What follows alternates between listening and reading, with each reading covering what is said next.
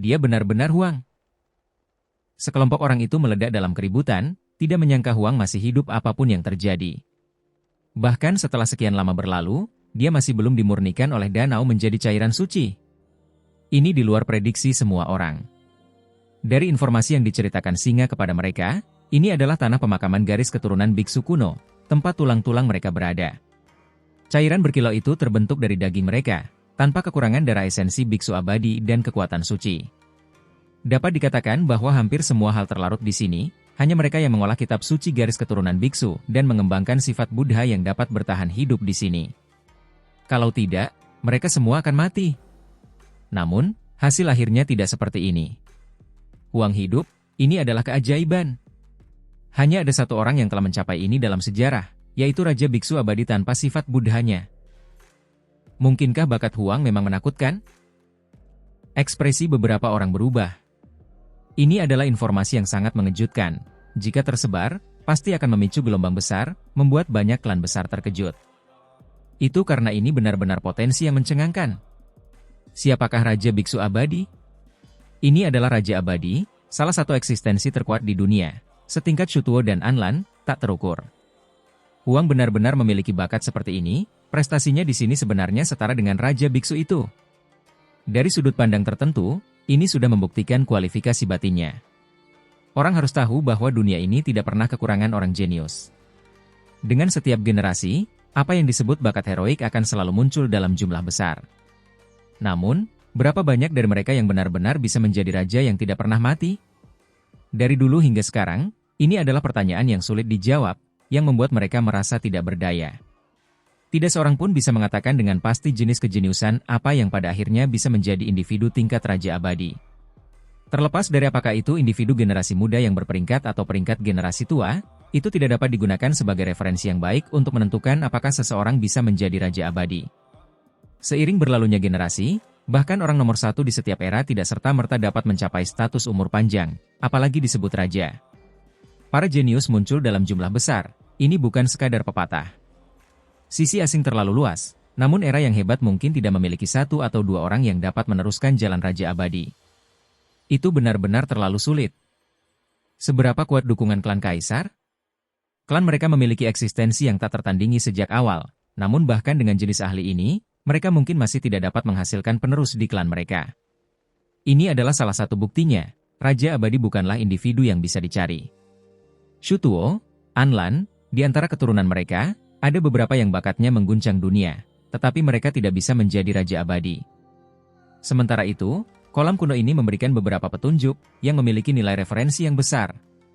Itu karena garis keturunan biksu kuno telah mempelajarinya secara ekstensif, mengatakan bahwa kolam ini dapat berfungsi sebagai semacam ujian potensi.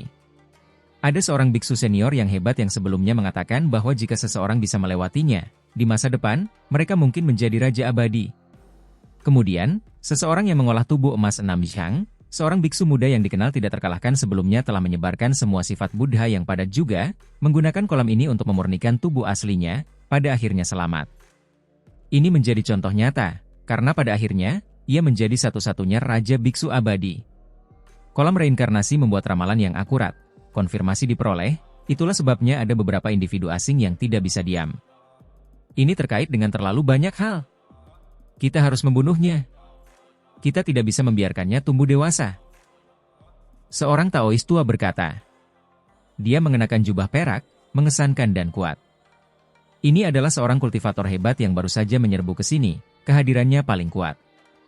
Dia tampaknya menjadi individu paling kuat di sini sekarang. Jika sebelumnya, itu lain hal. Tetapi sekarang setelah dia menyerbu ke sini, mendengar sendiri diskusi semua orang, mengetahui bahwa ini adalah kolam reinkarnasi, dia segera mengerti tempat seperti apa ini. Awalnya, banyak orang tidak tahu, hanya mengetahui apa yang mereka pelajari dari singa emas, dan baru kemudian mereka tahu sedikit. Namun, identitas tetua ini berbeda, berasal dari klan Kaisar. Meskipun dia hanya seorang kerabat, garis keturunannya agak jauh karena beberapa alasan khusus. Setelah berkultivasi selama bertahun-tahun, statusnya masih ada. Dia tahu banyak rahasia. Setelah dengan cepat membicarakannya, tentu saja itu membuat sekelompok orang terkejut.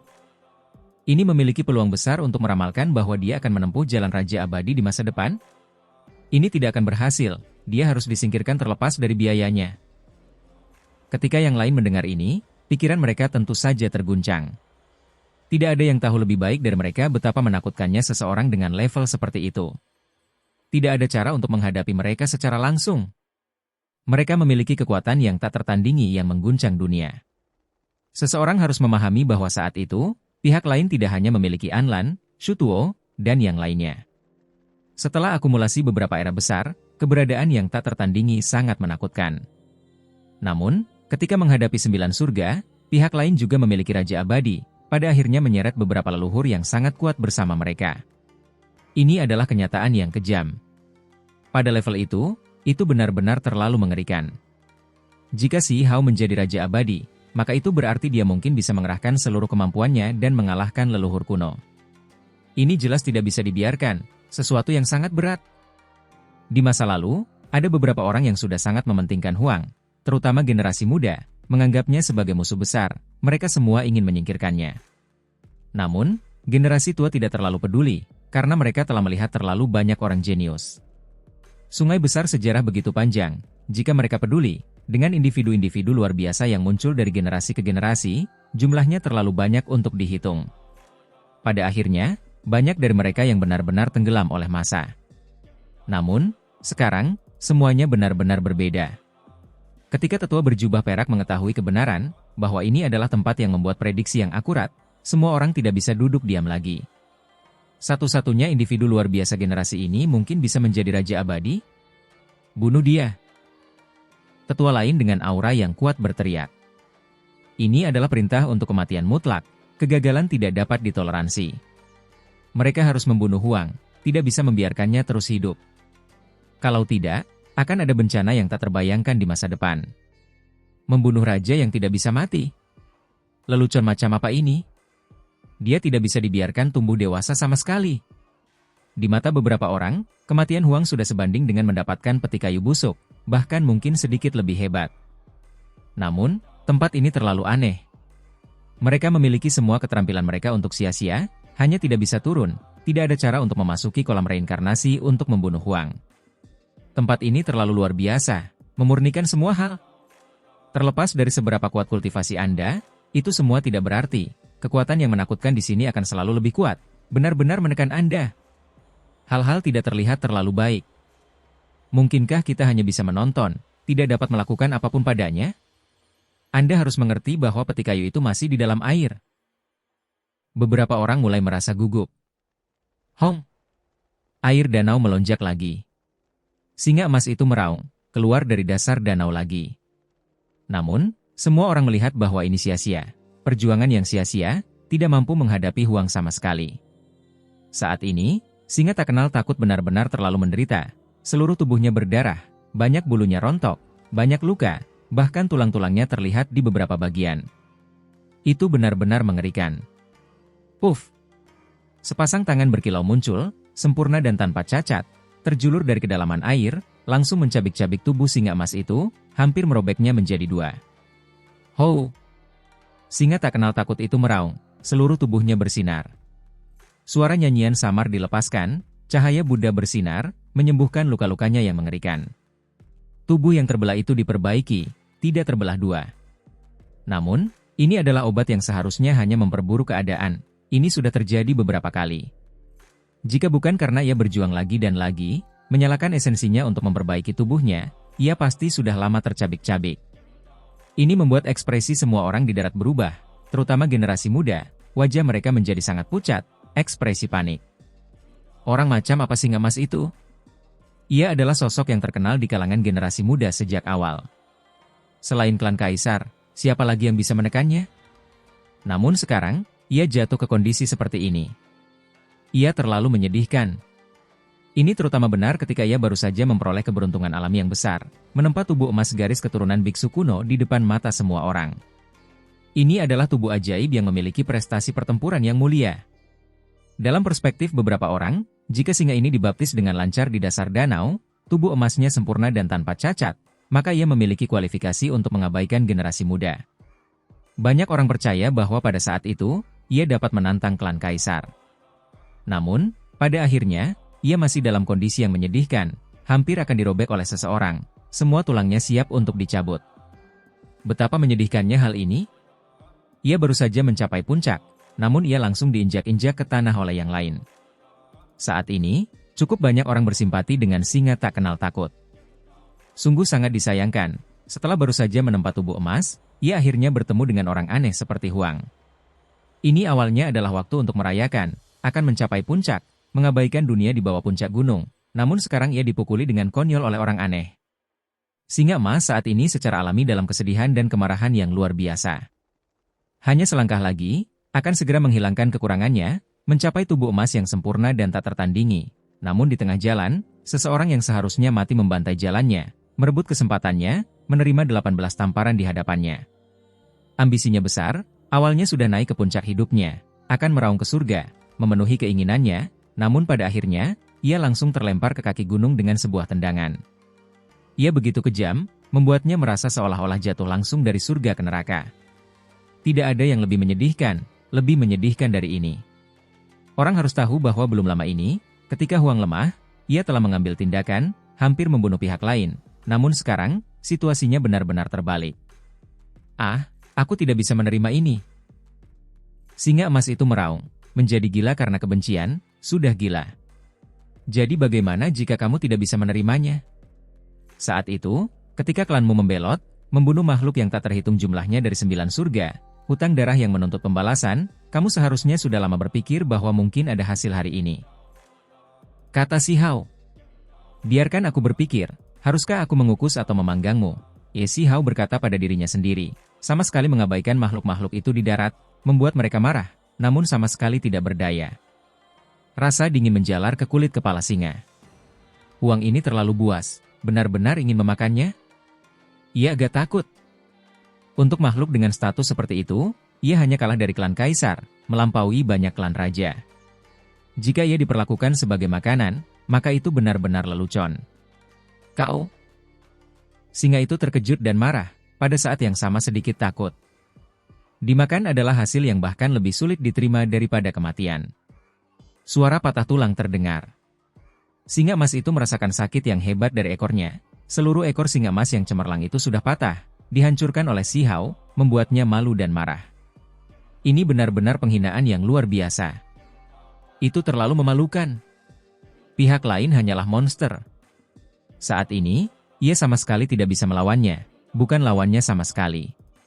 Baru saja, ia menyerang dengan panik di bawah air, melakukan segala yang bisa dilakukannya untuk mengambil tindakan, melakukan perjuangan hidup dan mati, tetapi daging Huang kokoh dan tidak hancur. Ia tidak dapat berbuat apa-apa padanya. Bagi singa Fearless yang baru saja menempa tubuh emasnya yang kuat, ini merupakan pukulan mental yang hebat. Keberuntungan alami dan perolehan terbesarnya di kolam reinkarnasi adalah pemurnian tubuh, kelahiran kembali, yang melakukan evolusi pamungkas. Namun, setelah baru saja memperoleh hasil, menjadi yang terkuat yang pernah ada, ia kalah, terlebih lagi sangat menyedihkan, kalah telak. Air memercik keluar. Si Hao muncul di permukaan, membawa singa emas besar sambil menghadap semua orang. Pemandangan ini sangat mendominasi. Matanya seperti kilat dingin, memegang singa yang telah meneror generasi muda asing ini seperti memegang anjing mati, benar-benar memperlakukannya sebagai bahan. Ini membuat wajah anak-anak muda menjadi seputih salju. Kekuatan Huang menjadi lebih kuat, jauh melampaui apa yang dapat mereka tangani, hanya serangan generasi yang lebih tua yang cukup untuk melawannya. Si Hao sekarang benar-benar muncul di permukaan. Setelah mengolah tubuh yang tidak dapat binasa di sini, ia menjadi jauh lebih riang. Ia menyapukan pandangannya ke semua orang. Huang, apakah kamu tahu akhir seperti apa yang akan kamu alami? Seorang tetua berteriak, melotot ke arah pemuda di danau. Orang tua tak tahu malu, lebih baik kau tidak mengancamku. Si Hao langsung membalas dengan kata-kata yang keras, sangat memaksa. Sampai sekarang, dia telah dikejar oleh pasukan asing yang hebat sepanjang waktu. Apakah ada yang lebih buruk dari ini? Mereka telah lama mencapai titik di mana mereka tidak akan berhenti sampai satu pihak mati. Jalan mundur apa yang bisa dibicarakan? Dia sama sekali tidak peduli dengan sikap pihak lain. Sekarang setelah dia mengolah tubuh yang tak terkalahkan di sini, ini adalah pertama kalinya dia menghadapi semua orang dengan tenang. Bahkan jika dia dikelilingi oleh semua orang, dia masih penuh percaya diri. Dia menilai situasi saat ini. Kamu sedang mencari kematian, pasti tidak akan selamat. Seseorang berteriak. Tunggu. Tetua berjubah perak mengangkat tangannya, tidak membiarkan yang lain bertindak terlalu kesal. Dia memperlihatkan senyum tipis, melihat ke arah Si Hao dan berkata, "Bakat dan prestasimu adalah hal yang dapat dilihat semua orang, itu benar-benar sesuatu yang tidak dapat dikagumi." Si Hao menatapnya dengan tenang, tetap tidak tergerak. "Anak muda, dikubur di Imperial Pass terlalu disayangkan, kamu tidak akan pernah memiliki nasib dengan Dao abadi. Kamu harus mengerti bahwa lingkungan di sana sangat keji, itu tidak memungkinkan untuk mencapai keabadian sama sekali." Tetua berjubah perak berkata, "Apa yang ingin kamu katakan? Kamu harus langsung mengatakan apa yang ingin kamu katakan." Sedikit ejekan muncul di sudut bibir Si Hao. "Dengan bakatmu, di 9 surga, itu tidak diragukan lagi akan seperti mutiara di hadapan babi. Jika kau bersedia membelot ke pihakku, hidupmu akan dipenuhi dengan kecemerlangan tanpa akhir, meninggalkan nama yang abadi dalam sejarah." Tetua berjubah perak benar-benar berbicara seperti ini. "Kau terlalu banyak berpikir." Si Hao hanya memiliki respon sedingin es ini. Bagaimana mungkin dia membelot seperti garis keturunan singa tak kenal takut? Hanya dengan mampu melihat dunia melalui sudut pandang situasi yang lebih besar, itu dapat dianggap sebagai kebijaksanaan sejati, yang cerdas akan selalu mencari keberuntungan dan menghindari malapetaka.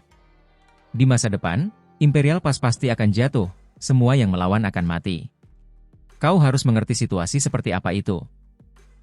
Tetua berjubah perak berkata. Dia menatap Si Hao, dan kemudian melanjutkan, "Jika kau bergabung dengan pihakku, membuat sumpah darah Dao yang hebat, prestasi masa depanmu akan tak terbatas, suatu hari kau akan menjadi raja, menjadi leluhur. Terlebih lagi, kami dapat dengan jelas berjanji kepada Anda bahwa meskipun kekuatan Anda saat ini tidak cukup untuk mengintimidasi semua orang, selama Anda bersedia untuk datang, kami akan segera mengizinkan Anda untuk mendirikan klan yang kuat, klan besar yang hanya milik Anda. Itu akan melampaui ras raja normal, yang tidak perlu tunduk pada klan kaisar." Semua orang terkejut, karena semua orang mengerti betul betapa mengejutkannya kondisi yang diajukan oleh tetua ini. Alam kultivasi apa yang dimiliki Huang saat ini? Namun mereka masih menawarkan tingkat status ini. Dalam sejarah masa lalu, hanya klan Gu, Blood Phoenix, dan klan tertentu lainnya yang bisa seperti ini, tidak tunduk pada klan kaisar, memiliki status yang sama. Sekarang, hanya seorang pemuda yang berusia 20 tahun diberi posisi setinggi itu. Ini melampaui imajinasi mereka. Kalian semua pikir kalian siapa? Kalian pikir kalian semua Shutuo, Anlan? Kualifikasi apa yang kalian miliki untuk memberikan gelar seperti itu? Ejek Si Hao. Dia sama sekali tidak menganggap ini sebagai masalah besar. Tetua berjubah perak, pada awalnya, bertekad untuk menyingkirkan Si Hao. Tetapi sekarang, dia bersikap seperti ini, membuat yang lain terkejut. Dia sangat serius, berkata, "Jika kalian dapat menanyai kami, tetapi, saya katakan bahwa ini semua benar. Saya punya cara untuk membuktikannya, karena saya berasal dari klan kaisar. Meskipun garis keturunan telah menjadi lemah, itu masih cukup untuk meminta dekret leluhur kuno." Ketika orang-orang di sini mendengar ini, mereka semua terkejut. Dia tidak hanya bicara, tetapi benar-benar bersungguh-sungguh. "Saya telah mendengar bahwa garis keturunan klan kaisar sangat mendominasi, jumlahnya sangat sedikit, sulit untuk menghasilkan keturunan. Namun, tidak peduli ras apa yang mereka nikahi, jika ada keturunan, pada akhirnya, garis keturunan klan mereka sendiri akan selalu diwariskan."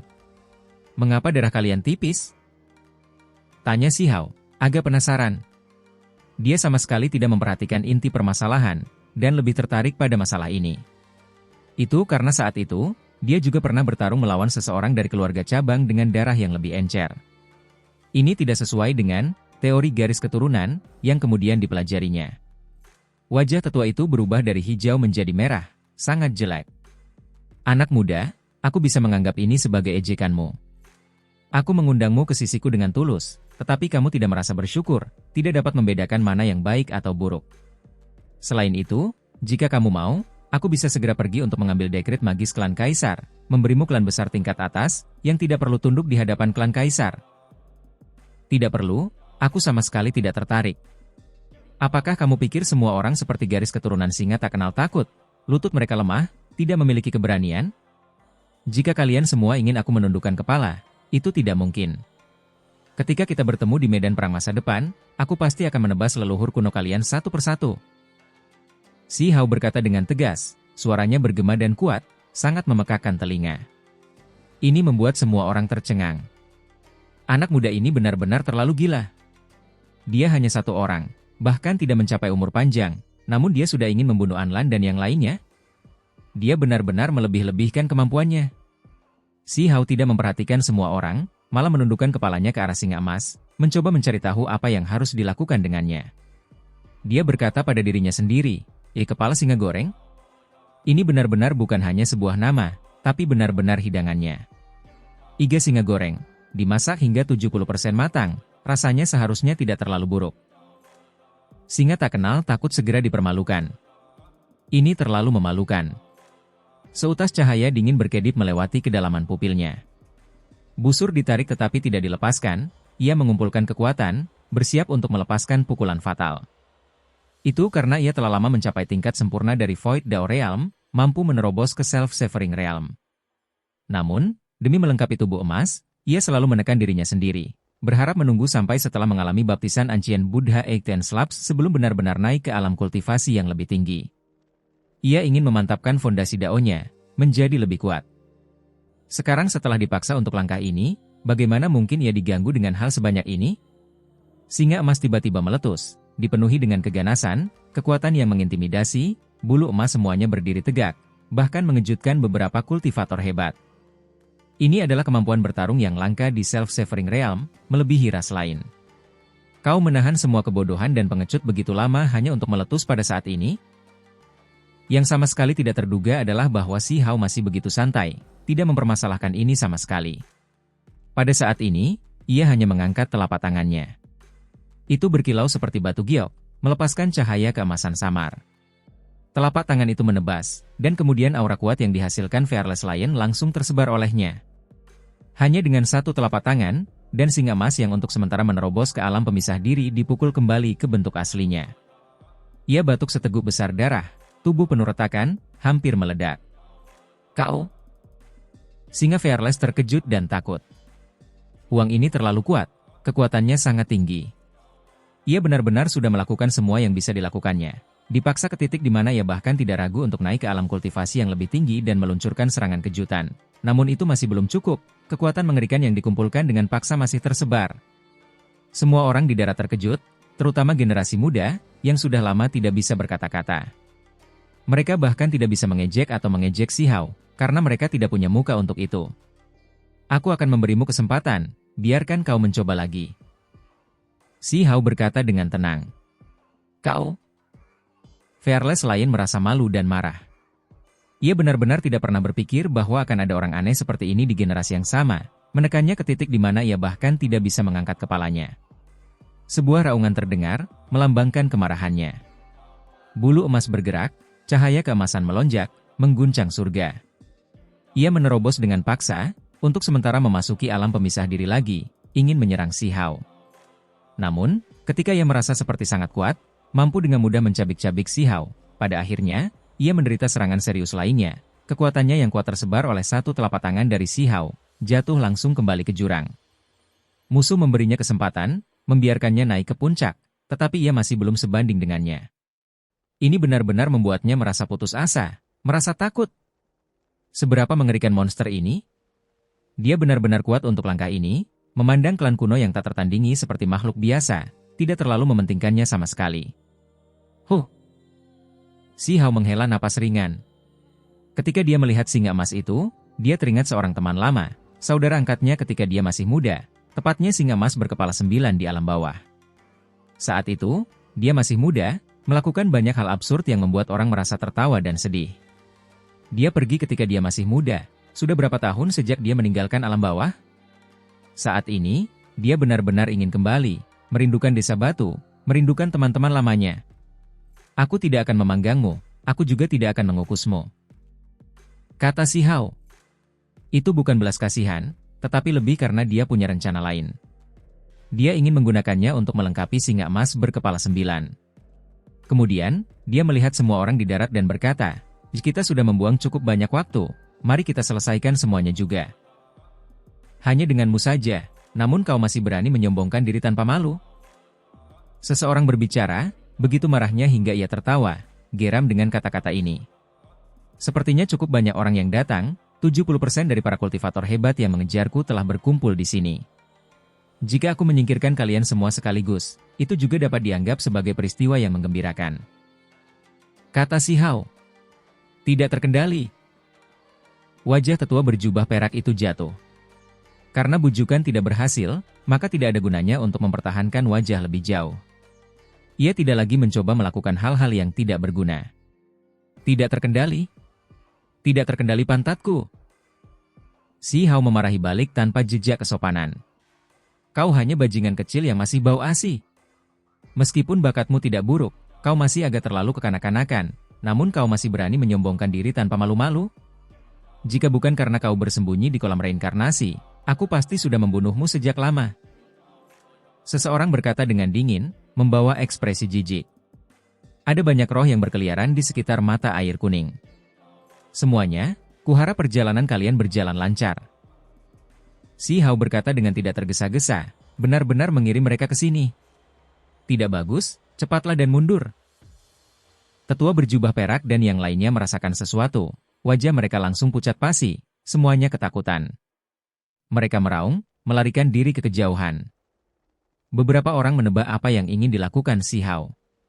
Mereka tidak pernah menyangka dia benar-benar segila ini. Setiap helai rambut berdiri tegak, semuanya menggigil dari dalam tulang mereka. Lari! Jangan berbalik, larilah sejauh yang kau bisa. Seseorang berteriak.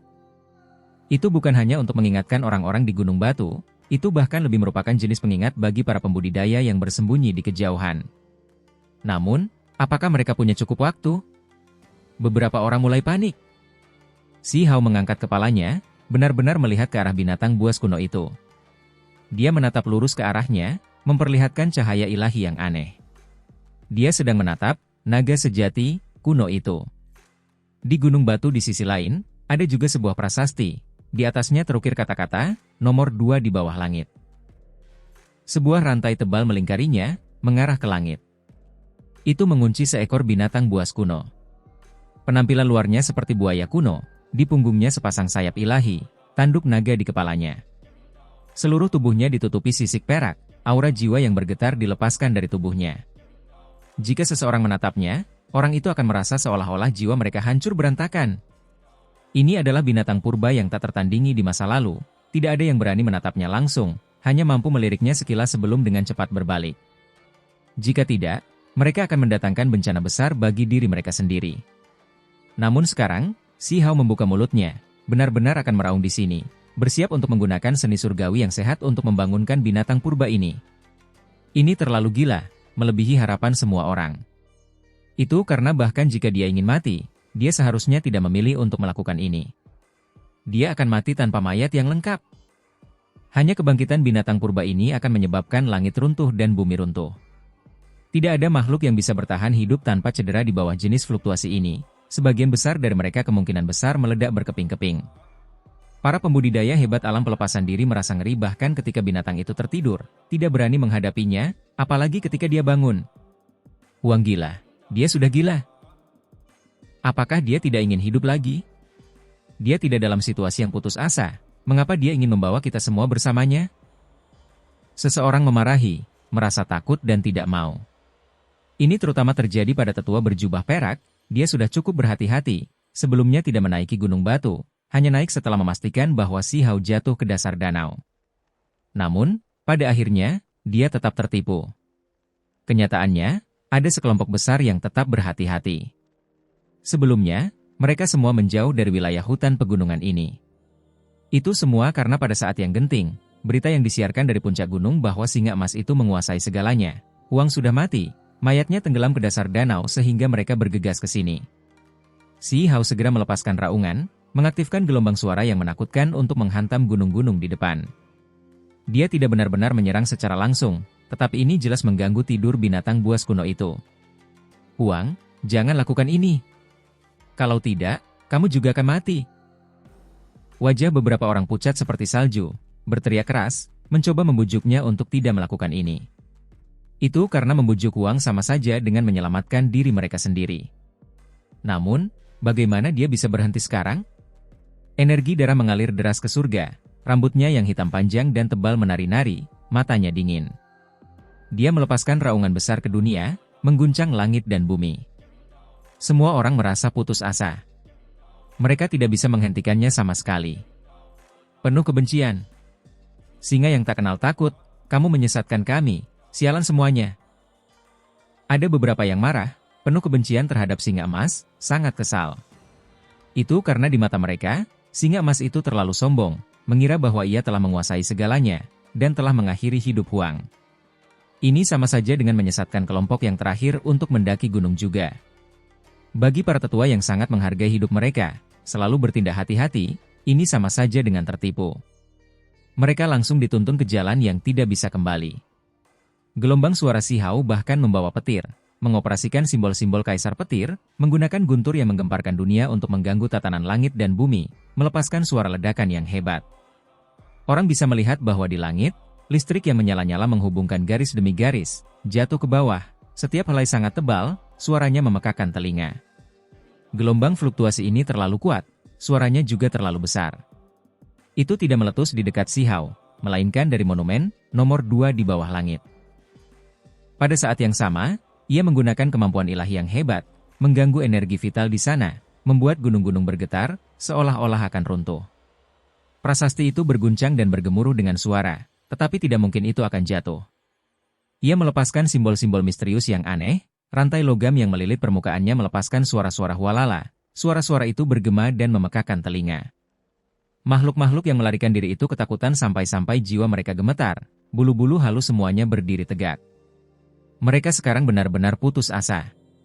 Situasi seperti ini sudah benar-benar mustahil untuk dihindari. Rantai-rantai itu bergoyang, situasi bencana yang mustahil untuk ditembus. Semuanya hanya bisa menuju akhir yang pahit. Aku tidak ingin mati di sini. Sekelompok anak muda itu sudah lama menjadi takut, tidak bisa menahan diri untuk tidak berteriak ketakutan. Ini terlalu penuh kebencian. Beberapa kultivator hebat juga meratap tanpa daya. Itu karena mereka sudah melihat bahwa binatang purba itu terganggu, bahwa ia bangkit kembali. Di tempat itu, energi kekacauan menyebar. Binatang purba itu menggerakkan tubuhnya, bentuknya sangat besar, menutupi langit dan bumi. Kelopak mata yang tebal itu seperti dinding, sekarang perlahan bergerak. Pada saat itu, aura yang tak tertandingi menelan langit di atas dan bumi di bawah, membekukan jiwa semua orang, memutuskan hubungan mereka dengan tubuh mereka. Ini baru awal kebangkitan, tetapi beberapa ahli tidak dapat bertahan lagi. Beberapa ahli muda berteriak dengan menyedihkan, tubuh mereka hancur berkeping-keping, dihancurkan oleh kekuatan dominan yang tak tertandingi. Puff! Salah satu dari mereka batuk darah, potongan-potongan organ dalam terbang keluar. Tubuhnya segera meledak di bawah tekanan. Ada orang lain yang tulang depannya meledak, ruang di antara alisnya meneteskan darah. Ketika roh primordial itu berjuang keluar, itu langsung berubah menjadi sejumlah besar cahaya warna-warni, berhamburan di udara seperti hujan cahaya. Ini adalah situasi yang benar-benar putus asa, tidak ada cara untuk melawannya. Lari! Beberapa tokoh hebat meraung. Itu karena jika awalnya sudah seperti ini, betapa mengerikannya jadinya saat binatang purba itu membuka matanya? Hanya saja, mereka juga mengerti bahwa kemungkinan besar tidak ada satupun kesempatan untuk hidup yang tersisa hari ini. Dengan kebangkitan binatang ini, auranya akan langsung menempuh jarak yang tak terbatas, tidak ada jarak yang tidak dapat dijangkau. Sementara itu, di tempat ini, mereka tidak memiliki cara untuk merobek surga, tidak dapat melakukan perjalanan melaluinya, karena hukum alam yang paling kuat melindungi tempat ini. Gerbang kekosongan tidak dapat ditembus. Singa emas, kau telah menipu kami. Pada akhirnya, ada kultivator hebat yang berteriak dengan enggan. Ini adalah jenis keinginan dendam yang sangat rumit. Lawan awalnya adalah Huang, anak muda yang penuh kebencian itu. Tetapi sekarang, di mata sebagian orang, orang yang menyebabkan semua ini sebenarnya adalah singa emas. Banyak orang bertindak hati-hati sebelumnya, tidak mendaki gunung. Hanya karena singa itu mengawasi tempat itu, mengaku memegang kendali atas segalanya, sudah memaksa Huang mati, mereka datang. Siapa yang bisa disalahkan? Kita hanya bisa menyalahkan diri kita sendiri. Huang gila. Tentu saja, kebanyakan dari mereka mengertakkan gigi, membenci Sihau dengan getir, ingin mengulitinya hidup-hidup. Dia sebenarnya tidak peduli dengan hidupnya sendiri. Dia tidak menjadi gila, dia punya cara untuk terus hidup. Pada saat ini, seseorang tiba-tiba berkata, orang-orang ini kembali ke tempat asal mereka, melawan tekanan besar. Ada kemungkinan mati kapan saja. Tetua berjubah perak juga termasuk di antara mereka. Mereka adalah sekelompok individu yang kuat, para pemimpin ekspedisi ini, semua kekuatan mereka mencengangkan, tidak ada satupun dari mereka yang berada di bawah tahap tengah alam pelepasan diri. Hong! Di sekitarnya, kekosongan terbelah. Gerbang spasial hitam terbentuk satu demi satu, tetapi mereka bahkan lebih seperti bilah surgawi hitam, menjulang tinggi di antara langit dan bumi. Itu karena naga sejati itu bangkit kembali. Para kultivator hebat tidak dapat membuka gerbang spasial, tetapi naga sejati kuno ini adalah eksistensi yang benar-benar tirani, mampu melakukannya dengan mudah. Ini bukanlah tindakan yang disengaja melainkan hasil dari untaian aura yang dilepaskan setelah bangkit kembali, yang sudah cukup untuk menghancurkan langit dan bumi. Pada saat ini, seolah-olah tidak banyak yang bisa menghentikannya. Dunia ini, alam semesta yang besar ini tidak dapat menahan tubuh aslinya. Puff! Jenis fluktuasi energi hitam ini terlalu kuat. Pada saat itu, 90% kultivator muda musnah. Mereka meledak, tubuh dan jiwa padam, tidak ada yang tertinggal. Hanya beberapa kultivator muda yang berada di batas cakrawala, yang selalu menjauh, yang mampu segera melarikan diri, itulah sebabnya mereka cukup beruntung untuk selamat. Namun, mereka masih menerima luka berat. Sedangkan untuk tokoh generasi yang lebih tua, beberapa dari mereka yang lebih dekat juga tewas. Senior ras naga kuno yang mendominasi dan tak tertandingi, tolong ambil tindakan, bunuh kelompok individu ganas ini. Ini adalah auman terakhir Si Hao. Dia kemudian menyeret singa emas itu kembali ke dasar danau bersamanya. Itu karena dia tahu kesimpulan orang-orang itu bahkan tanpa melihatnya sendiri. Tentu saja, tenggelam ke dasar danau juga demi bertahan hidup. Jika dia terlambat sedikit saja, dia akan tetap mati, pasti dihancurkan menjadi tidak ada apa-apa oleh tekanan, tubuh dan jiwanya menghilang.